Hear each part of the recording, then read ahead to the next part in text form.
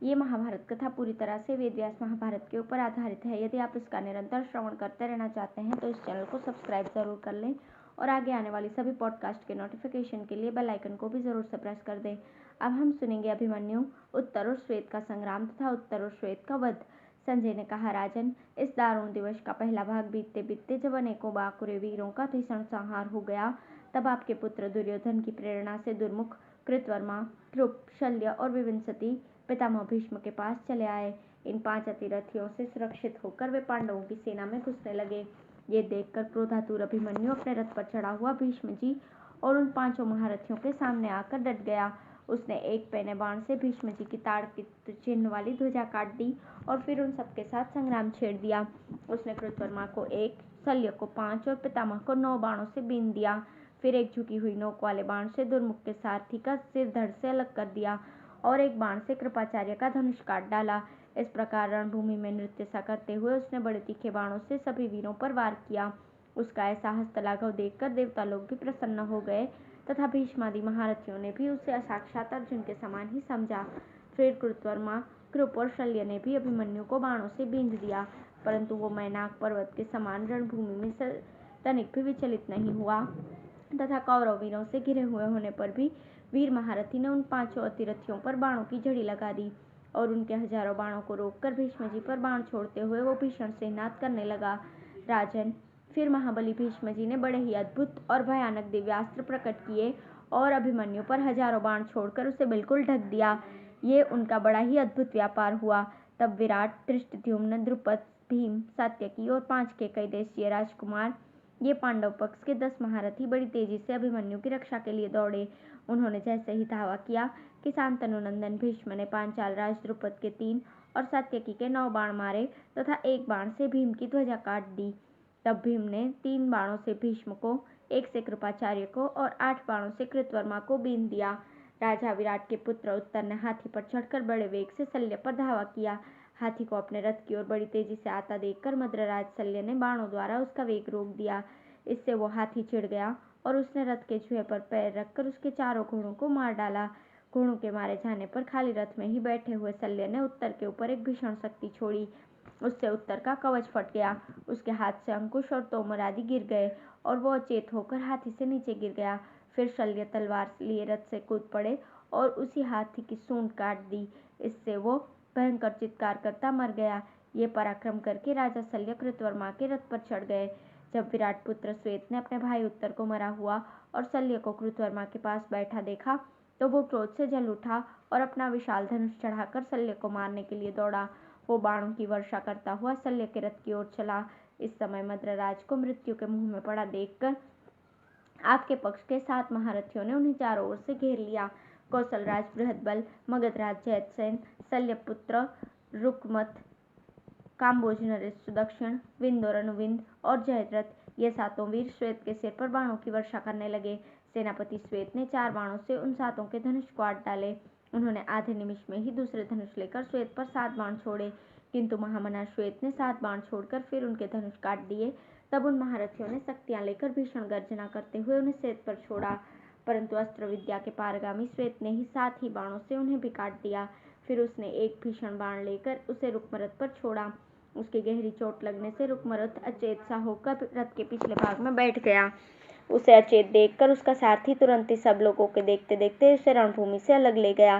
फिर श्वेत कुमार ने 6 बाण चढ़ाकर उन 6 महारथियों की ध्वजाओं के अग्रभाग काट दिए और उनके घोड़े तथा सारथियों को भी बींध दिया। इसके पश्चात उन्हें बाणों से आच्छादित कर स्वयं शल्य के रथ की ओर चला। इससे आपकी सेना में बड़ा कोलाहल होने लगा। तब सेनापति श्वेत को शल्य की ओर जाते देखकर आपका पुत्र दुर्योधन भीष्म को आगे कर सारी सेना के सहित श्वेत के रथ के सामने आया और मृत्यु के मुख में पड़े हुए राजा शल्य को उससे मुक्त किया। बस बड़ा ही घोर और रोमांचकारी युद्ध होने लगा तथा पितामह भीष्म, अभिमन्यु, भीम, सात्यकी, केकई राजकुमार, धृष्टद्युम्न, द्रुपद और चेदी तथा मत्स्य देश के राजाओं पर बाणों की वर्षा करने लगा। राजा धृतराष्ट्र ने पूछा, संजय, जब राजकुमार श्वेत शल्य के रथ के सामने पहुंचा तो कौरव, पांडव और शांतनु नंदन भीष्म जी ने क्या किया, ये मुझे बताओ। संजय ने कहा, राजन, उस समय लाखों क्षत्रिय वीर राजकुमार श्वेत की रक्षा कर रहे थे। उन्होंने पितामह भीष्म के रथ को घेर लिया। बड़ा ही घनघोर युद्ध होने लगा। भीष्म जी ने मार काट में जाकर अनेकों रथों को सूना कर दिया। उस समय उनका पराक्रम बड़ा ही अद्भुत था। इधर राजकुमार श्वेत ने भी हजारों राथियों का सफाया कर दिया और अपने पैने बाणों से उनके सिर उड़ा दिए। मैं भी श्वेत के भय से अपना रथ छोड़कर भाग आया। इसी से महाराज के दर्शन कर सका हूँ। इस भीषण कटाकटी के समय एकमात्र भीष्म जी ही सुमेरु पर्वत के समान अचल खड़े हुए थे। वे अपने दुस्त्यज प्राणों को मोह छोड़कर निर्भीक भाव से पांडवों की सेना का संहार कर रहे थे। जब उन्होंने देखा कि श्वेत बड़ी तेजी से कौरव सेना को नष्ट कर रहा है तो वे झटपट उसके सामने आ गए, किंतु श्वेत ने भीषण बाण वर्षा करके उन्हें बिल्कुल ढक दिया। भीष्म जी ने भी श्वेत पर बड़ी भारी बाण वर्षा की। उस समय यदि श्वेत ने रक्षा न की होती तो भीष्म जी एक दिन में ही सारी पांडव सेना को नष्ट भ्रष्ट कर देते।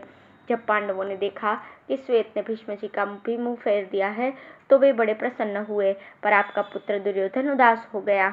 वो अत्यंत क्रोध में भरकर अनेकों अन्य राजाओं के सहित सारी सेना लेकर पांडवों पर टूट पड़ा। उसी की प्रेरणा से दुर्मुख, कृतवर्मा, कृपाचार्य और शल्य भीष्म की रक्षा कर रहे थे। श्वेत ने जब देखा कि दुर्योधन तथा कई अन्य राजा मिलकर पांडवों की सेना का संहार कर रहे हैं तो वो भीष्म जी को छोड़कर कौरवों की सेना का विध्वंस करने लगा। इस प्रकार आपकी सेना को तितर बितर करके वो फिर भीष्म जी के आगे आकर डट गया। फिर वे दोनों वीर इंद्र और वृतासुर के समान एक दूसरे के प्राणों के ग्राहक होकर लड़ने लगे। श्वेत ने खिलखिलाकर हंसते हुए 9 बाण छोड़कर भीष्म जी के धनुष के 10 टुकड़े कर दिए और एक बाण से उनकी ध्वजा काट डाली। ये देखकर आपके पुत्रों ने समझा कि अब श्वेत के पंजे में पड़कर भीष्म जी मारे जाएंगे तथा पांडव लोग प्रसन्न होकर शंख बजाने लगे। तब दुर्योधन ने क्रोधित होकर अपनी सेना को आदेश दिया, अरे सब लोग सावधान होकर सब ओर से भीष्म जी की रक्षा करो। देखो ऐसा न हो हमारे सामने ही वे श्वेत के हाथ से मारे जाएं। यह बात सुनकर मैं तुमसे खुलकर कह रहा हूँ। राजा का आदेश सुनकर सब महारथी बड़ी फुर्ती से चतुरंगिणी सेना को साथ लेकर भीष्म जी की रक्षा करने लगे। बाहलिक, कृतवर्मा, शल्य, जलसंध, विकर्ण, चित्रसेन और विवंसती ये सब महारथी बड़ी शीघ्रता से भीष्म जी को चारों ओर से घेरकर श्वेत के ऊपर बड़ी भारी बाण वर्षा करने लगे, किंतु महामना श्वेत ने अपने हाथ की सफाई दिखाते हुए उन सब बाणों को रोक दिया। फिर सिंह जैसे हाथियों को पीछे हटा देता है वैसे ही उन सब वीरों को रोककर उसने अपने बाणों से भीष्म जी का धनुष काट दिया।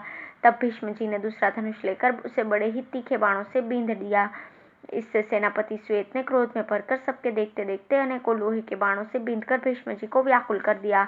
इससे राजा दुर्योधन को बड़ी व्यथा हुई और आपकी सेना में हाहाकार होने लगा। श्वेत के बाणों से घायल होकर भीष्म जी को पीछे हटे देखकर बहुत लोग तो यही समझने लगे कि अब श्वेत के हाथ में पड़कर भीष्म जी मारे ही जाएंगे।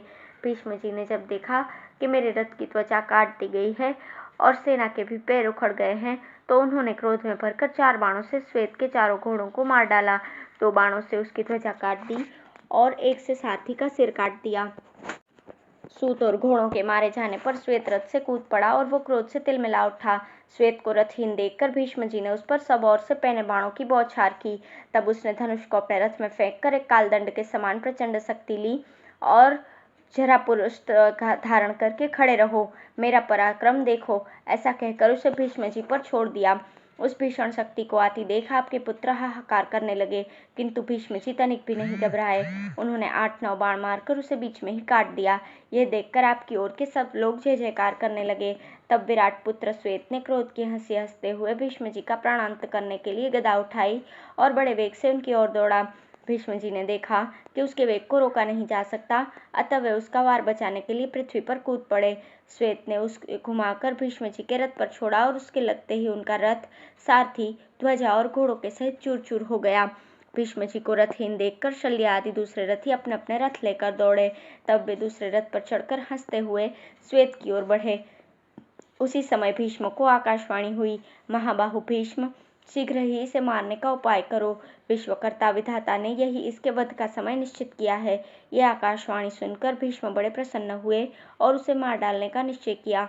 उस समय श्वेत को रथहीन देखकर सात्यकी, भीम, धृष्टद्युम्न, द्रुपद, कैकेयी राजकुमार, धृष्टकेतु और अभिमन्यु एक साथ ही अपने रथ लेकर चले, किंतु द्रोणाचार्य, कृपाचार्य और शल्य के सहित भीष्म जी ने उन्हें रोक दिया।